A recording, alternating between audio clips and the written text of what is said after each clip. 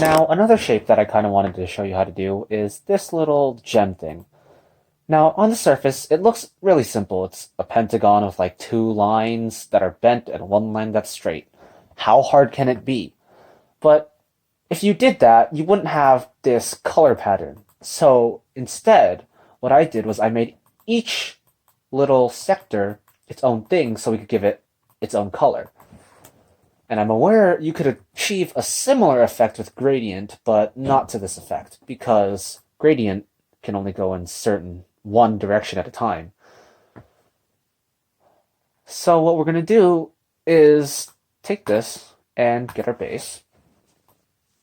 Remember to hold shift when you're doing it. And this doesn't really look like what we want, so we're going to take this yellow thing and make the corner as wide as possible. Rotate it, whatever, this amount of degrees. And there we go. Now we have our basic pentagon. But then we gotta get the rest of the lines. So let's just zoom in real quick.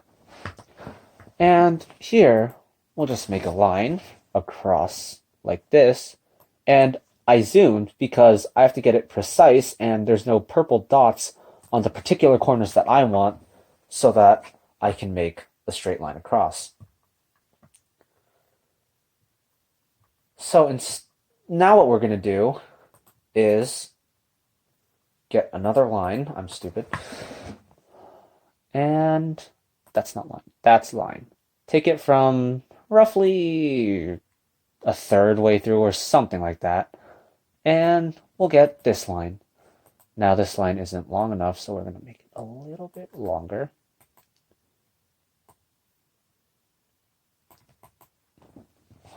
It's a little too long. There. Well, this initial part doesn't really matter. So what I'm going to do is take this part, make another one, because we want it to be as symmetrical as possible, so we'll let the computer do as much as it can. We're going to take this one, flip it, and approximate where it's going to be on the gem. And for that, we can actually just go here. And what we want to do is not that. We'll actually move this out of the way for now. Is sort of group them. That way, the center of this new grouped shape will be now the middle between them, and if we line up that middle with the middle of the overall shape, it should look roughly symmetrical. And then for that, after that, take a line from here all the way down to the bottom, and we get something like this. Now we do the same thing, but this time, since we know the top is aligned, if the bottom's aligned with the top, then the bottom is aligned. And so what we do is we take it, wrong button. Go to somewhere you have a lot of space to work with, like an entirely new slide. And let's get back to 99 for a second. Put it here, a little bit higher actually, because we can. And expand it. And then we go back into zooming.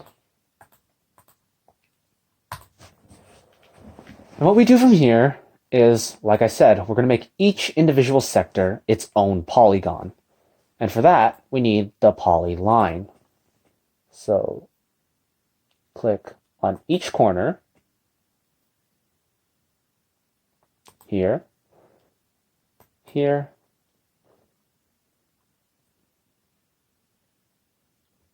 here, and here.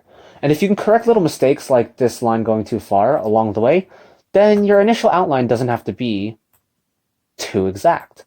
So what we're going to do is that, and then once you're done with this, you want to copy, paste, again, flip it, and let the computer do the work. and eventually you'll have the entire shape traced.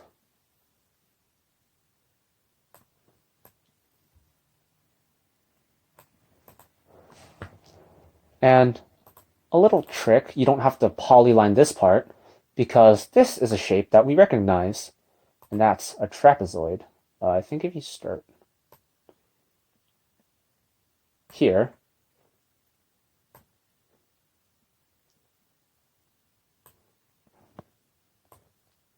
you can slowly adjust the trapezoid to be what you need it to be. And we can do the same thing for this symmetrical triangle.